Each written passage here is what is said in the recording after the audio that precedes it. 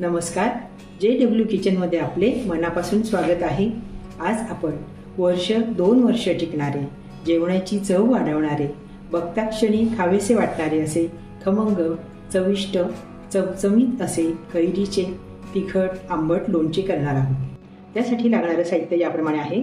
2 kilo Rajapuri कैऱ्या पाण्याने स्वच्छ धुवून सुती कापडाने पुसून बाजारातून फोडून आणल्या आहेत। 200 ग्रॅम मोहरीची डाळ, 200 ग्रॅम मीठ, 1 चमचा हिंग पावडर, अर्धा चमचा लवंग, अर्धा चमचा काळी मिरी, 100 ग्रॅम धणे, 50 ग्रॅम बडीशेप व 2 चमचे मेथी दाणे घेतले आहेत। 8 ते 10 हिरवे वेलदोडे, 50 ग्रॅम लाल तिखट, 50 ग्रॅम बेडगी मिरचीचे लाल तिखट घेतले आहेत। हळद पावडर 2 चमचे घेतली आहे। लोणच्यासाठी महत्त्वाचे म्हणजे शेंगदाणा तेल 750 ग्रॅम घेतले आहे। लोणच्यासाठी लागणारे हे साहित्य मी 4-5 तास उन्हात छान वाळवून घेतले आहे। त्यावर मी पांढरी ओढणी झाकून ठेवली होती, त्यामुळे आता आपल्याला ही भाजायची गरज नाही आहे। ऊन नसेल आपल्याकडे तर मग गरम करून घ्यायचं आहे साहित्य सगळं। मी इथे मिक्सरचे लहान भांडे घेतले आहे, त्यात आता धण्याची पावडर करून घेऊ आपण। धणे छान उन्हात मस्त कडक वाळले, गावरानीच धणे येते मस्त।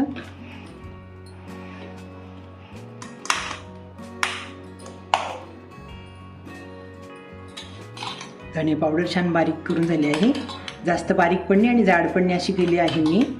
लोणच्यात छान लागते अशी पावडर। मी वाटीत काढून घेतली आहे। त्याच पद्धतीने आपण आता बडीशेप पण बारीक करून घेऊ थोडी। लवंग मिरे पण आपण जाडसर बारीक करू। लवंग मिरे व वेलदोड्याचे दाणे असे बारीक करून झाले आहे, थोडे जाडसरच ठेवले मी। आता आपण सुंठ पावडर अशी बारीक करून घेऊ। सुंठाचे तुकडे मी उन्हात वाळवून घेतले, त्यामुळे छान बारीक होतात ते। लोणच्यासाठी लागणारा मसाला मी मिक्सरच्या भांड्यात बारीक करून घेतला आहे। ही सुंठ पावडर पण बारीक करून झाली आहे। लोणच्यासाठी लागणारं शेंगदाणा तेल मी मोठ्या कढईत तापत ठेवले आहे। गॅसची फ्लेम मी कमीच ठेवली आहे। कमी याच्यावर आपण आता तेल चांगले कडक तापवून घेऊ। लोणच्यासाठी लागणारं तेल छान गरम झाले आहे। शेंगदाण्या तेलाचा असा सुवास सुटला आहे मस्त। तापलेलं तेल मी आता थोडं ह्या मेथ्यांवर टाकून घेते आहे।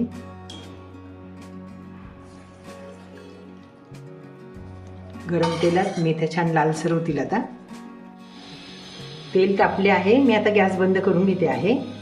तापलेल्या तेलात मेथी छान लालसर होते मस्त। लोणच्याचे सर्व साहित्य टाकण्यासाठी मी इथे एक पसरट भांडे घेतले आहे, त्यात मी आता मोहरीची डाळ टाकून घेते आहे। मोहरीची डाळ मी दुकानातून आणल्यावर छान गाळून निवडून घेतली आहे। उन्हात चांगली वाळवून घेतली आहे। मीठ टाकते आहे।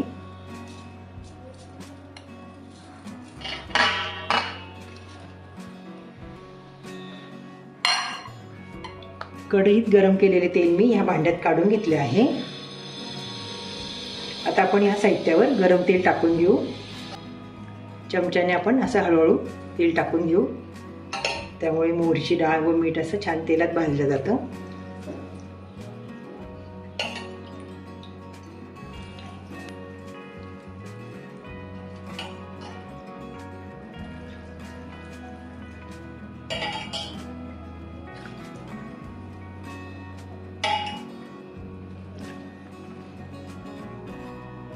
जास्त कडक तेल टाकायचं नाही, नाही तर मोहरीची डाळ काळी होते, जळून जाते कधी कधी।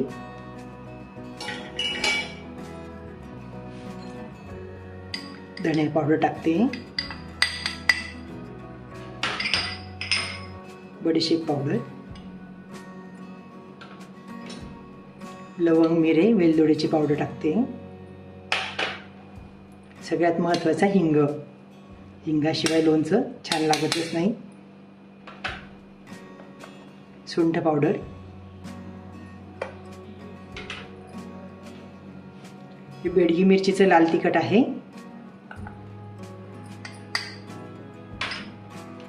हे नेहमीचं आपलं नंदुरबार बरण मिरचीचं तिखट आहे।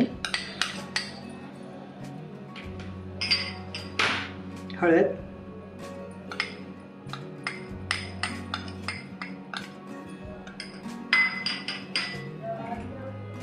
गरम तेलात मेथी टाकली आहे, ती टाकून घेते आता।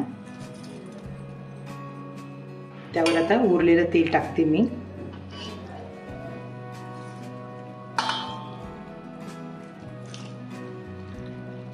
सर्व साहित्य तेलात छान मिक्स करून घेऊ आपण. छान मस्त लाल बुंद असा रंग आला आहे मसाल्याला.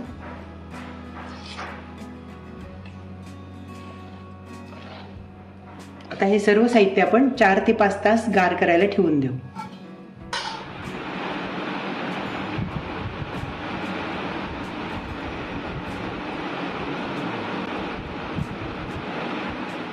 लोणच्यासाठी केलेले गरम तेल आपण आता गार झाले आहे. 5-6 तासापूर्वीच आपण गरम करून टाकले होते. आता छान गार झाले आहे. रंगही मस्त आला आहे अगदी बेडगी मिरचीमुळे. आणि ह्या कैऱ्या पण मी बाजारातून फोडून आणल्या. त्या 2 किलो राजापुरी कैरी घेऊन मी फोडून घेतली आहे. ती घरी आल्यावर मी कपड्याने स्वच्छ पुसून घेतली आहे. त्यातील अशा बी निघतात त्या काढून घेतल्या मी. अशा स्वच्छ पुसून घेतलेल्या कैरीच्या फोडी मी आता ह्या मसाल्यात टाकते आहे. थोडे थोडे टाकून आपण आता हलवून घेऊ. पाऊस आल्यावर आपण लोणचं टाकतो, पण यावेळेस पाऊस आलाच नाही. वाट बघण्यात वेळ गेला, त्यामुळे कैरी थोडीशी पिवळी झाली आहे. मी कैरीला हळद आणि मीठ लावून पाणी काही काढत नाही, असंच वाळवून घेतलं आहे. छान टिकतं लोणचं. कैरी पण छान कडक राहते अगदी वर्षभर. अशा पद्धतीने केलेलं लोणचं खराब नाही होत. लोणच्याचे सर्व साहित्य छान मिक्स करून झाले आहे. छान मस्त रसरशीत असं लोणचं दिसतंय छान. 1-2 दिवसांनी त्याला छान पाणी सुटतं, त्यामुळे मोहरीची डाळही छान मऊ होते. तळून घेतलेल्या मेथ्या पण मऊ होतात. छान चवीला छान लागतं मग लोणचं. आता आपण हे चिनी मातीच्या बरणीत भरून घेऊ. मी इथे चिनी मातीची गोल बरणी घेतली आहे. ती सकाळी धुवून दिवसभर उन्हात तापवून घेतली आहे. छान कडक मस्त वाळली आहे तशी. त्यात आता आपण लोणचं भरून घेऊ. या कैरीच्या फोडी मी 4-5 तास फॅनखाली वाळत टाकल्या होत्या.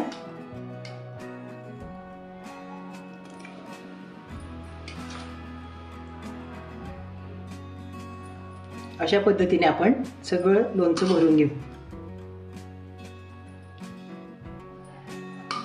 तयार केलेले लोणचे मी चिनी मातीच्या बरणीत भरून घेतले आहे. उरलेले लोणचे मी ह्या काचेच्या बरणीत टाकले आहे. लोणच्याच्या वरती असं तेल यायला हवं, म्हणजे लोणचं छान टिकतं. तर या बरणीला मी असं पांढरं कापड बांधून घेते. दिवसभर असं कापड बांधून ठेवायचं, रात्री याच्यावर झाकण ठेवायचं. रोज सकाळी अगदी कोरड्या चमच्याने लोणचं हलवून घ्यायचं. खालीवर केलं ना की मग चांगलं असतं.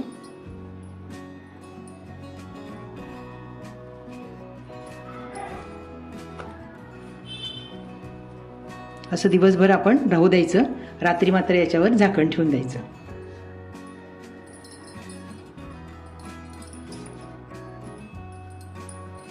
दोन्ही बरण्यांना मी असं कापड बांधून ठेवलं आहे.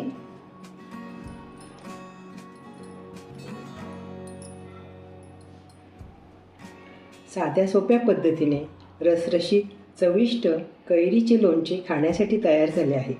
दशमी, थालीपीठ, खिचडी, पराठ्यांसोबत खायला खूप छान लागते. तर मग आपण पण या पद्धतीने कैरीचे लोणचे घरी नक्की करून बघा. लोणच्याची रेसिपी आपणास कशी वाटली ते कमेंटमध्ये नक्की सांगा. हा व्हिडिओ बघितल्याबद्दल धन्यवाद.